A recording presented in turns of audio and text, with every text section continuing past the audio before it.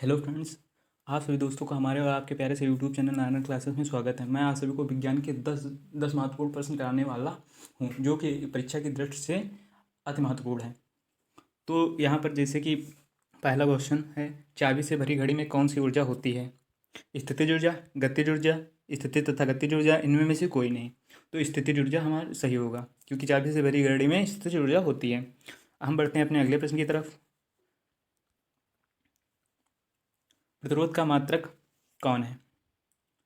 Volt, joule, ओम, ampere. तो प्रतिरोध का मात्रक ओम होगा, क्योंकि वोल्ट जो है वो विभवांतर का मात्रक होता है, जूल ऊर्जा का मात्रक होता है और एम्पियर धारा का मात्रक होता है। अब हम बढ़ते हैं अपने अगले प्रश्न की तरफ। फ्यूज के तार किस पदार्थ के बने होते हैं?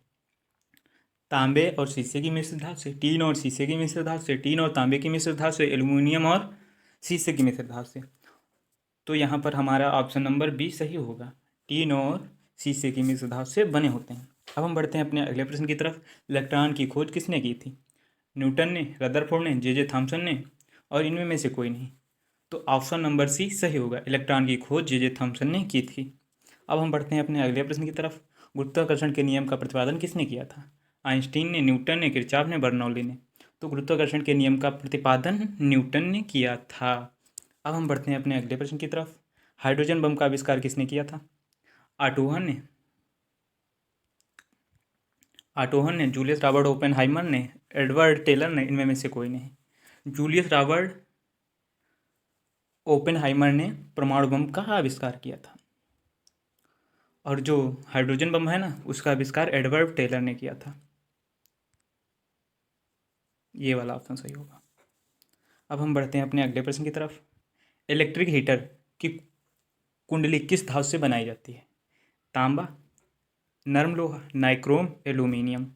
तो इलेक्ट्रिक हीटर की कुंडली नाइक्रोम धातु से बनाई जाती है। अब हम बढ़ते हैं अपने अगले प्रश्न की तरफ।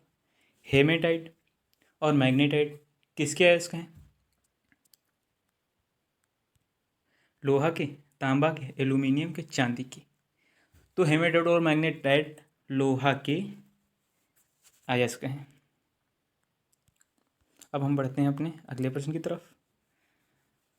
कार की बैटरी में कौन सा अम्ल प्रयोग किया जाता है? हाइड्रोक्लोरिक अम्ल, सल्फ्यूरिक अम्ल, नाइट्रिक अम्ल, इनमें में से कोई नहीं।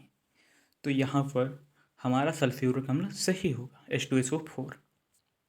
अब हम बढ़ते हैं अपने आखिरी प्रश्न की तरफ, जो कि है मात्रकों की अंतर्राष्ट्रीय पद्धति किस वर्ष लागू की गई? सन 1971 ईस्वी में, सन 1975 ईस्वी में, सन 1981 ईस्वी में, सन 1761 ईस्वी में। तो यहाँ पर ऑप्शन सही होगा सन 1971 ईस्वी में।